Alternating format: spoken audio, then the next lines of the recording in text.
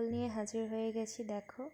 আর সাথে পেয়েছি একটা ফ্রিতে একটা গোলাপের ডাল, লাল টকটকে গোলাপের ডাল। এটাতে কিন্তু আমি ভীষণ খুশি।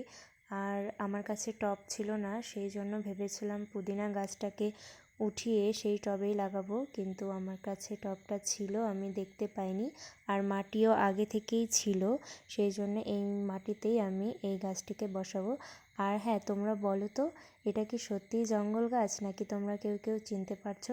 যারা চিনেছো তারা অবশ্যই বলবে এটা কি গাছ, আর অবশ্যই আমি ভিডিও শেষে বলে দেব। আর এখানে কিন্তু আমি এই গাছটাকে লাগিয়ে দিয়েছি। এই বছর ফুল পাবো না, কিন্তু সামনের বছর ফুলের আশায় আছি, সেই জন্য এইভাবে লাগিয়ে মাথাটা একটু মুড়ে দেব। আর জল কিন্তু দেব না, কারণ মাটিটা ভেজা ভেজা ছিল। আর হ্যাঁ, এটা কিন্তু রজনীগন্ধা ফুলের গাছ, ভীষণ একটি প্রিয় একটি ফুলের গাছ।